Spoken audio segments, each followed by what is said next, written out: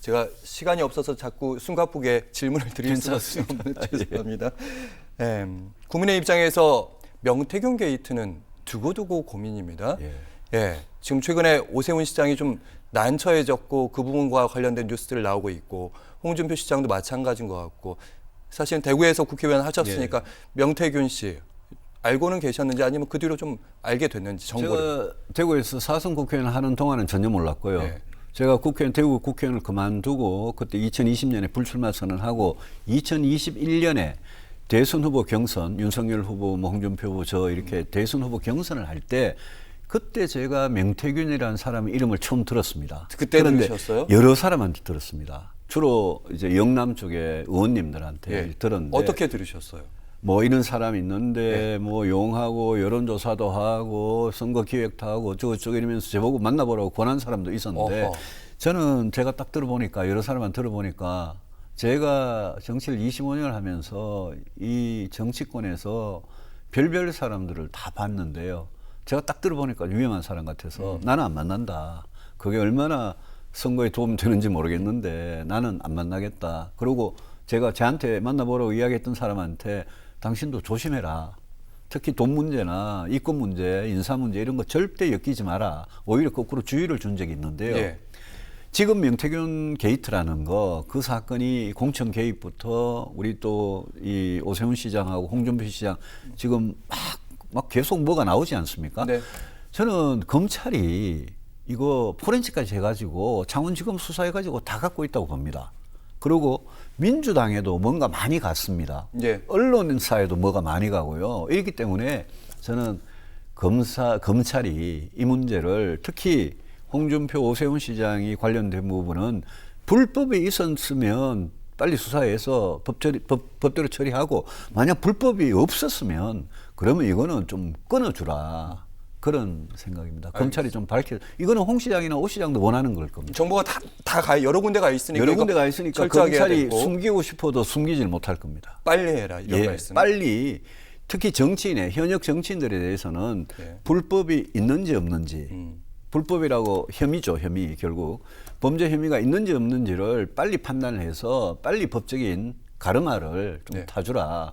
그게 본인들도 원하는 거고 검찰이 그거 빨리 하지 않으면 그럼 우리가 만약 조기 대선이 있으면 얼마나 괴롭겠습니까? 알겠습니다. 현재 탄핵 심판 이제 경우의 수들을 나눠봐야 되는데 조기 대선이 올 경우에 최근에 이런 얘기들이 있더라고요.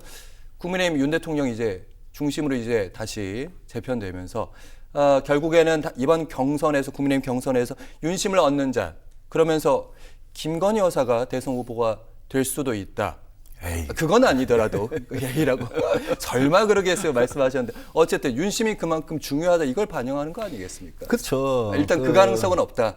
김건희 여사가 뭐 국민의힘이 대선 후보가 된다는 거는 그거는 모르겠습니다. 저는 가능성이 0%라고 생각하니까 제가 언급할 가치가 없는 문제고 이런 거 있겠죠. 만약 조기 대선이 있어서 윤석열 대통령이 강력하게 지지하는 그런 후보가 누가 있다면 저는 결론적으로 그 사람은 경선에서는 유리할 건데 본선에서는 불리할 거다.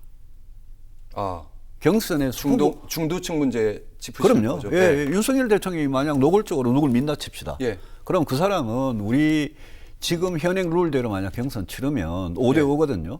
그러면 경선에서는 그 사람이 후보가 될 가능성이 더 높아질지 몰라도 오히려 거꾸로 그게 본선에서는 만약 민주당 이재명 대표가 민주당 후보가 됐다. 가능성이 그럼 높으니까요. 이재명과 상대를 해야 되는 우리 후보가 내세워야 되는데 후보를 내세우는 거는 상대 후보를 이기려고 내세우는 거 아닙니까? 이길 수 있는 후보를 내세우는 거 아닙니까? 그런데 그 후보가 만약 윤석열 대통령하고 그렇게 엮여가지고 윤석열 대통령의 지지를 받아서 국민의힘 후보가 만약 된다면 그러면 본선에서 경쟁력이 약해지고 특히 승부를 결정짓는 중도에서의 승부 거기서는 약해질 수밖에 없죠. 그래서 그거는 저는 길게 본선까지 본다면 별로 좋은 아이디어가 아니다. 결국 그러니까 유승민 전 국민의힘 의원께서는 결국에는 대선 국면에 들어가게 되면 경선까지 들어가게 되면 국민의힘 지지층도 결국 이재명을 이길 사람을 선택하게 될 것이다. 이렇게 보시는 거예요? 지금 굉장히 감정적으로 흥분된 상태에서 만약 조기 대선이 인용이 돼서 탄핵이 조기 대선이 치러진다면 저는 우리 당원들 또 우리 국힘 지지자분들 이런 분들이 얼마나 그 감정적인 흥분 상태에서 그다음이 누가 이재명을 이기느냐, 어떻게 이재명을 이기느냐 이거로 가야 되는데 사람이 마음이 그렇게 빨리 이렇게 냉정을 찾고 전략적으로 그래 바뀌기 쉽지는 않겠죠. 그렇지만 결국 중요한 거는 만약 조기 대선이 펼쳐진다면 결국 중요한 거는 누가 민주당의 이재명 후보가 됐다 치고 누가 이재명을 이기느냐. 그게 뭐 그냥 유일한 질문 화두 아니겠습니까? 저는 거기에서 우리 당원들이나 지지층이나 또 경선에 참여하시는 시민들이나 어떤 선택을 하느냐. 그게 뭐 결국 후보를 정하는 거거든요.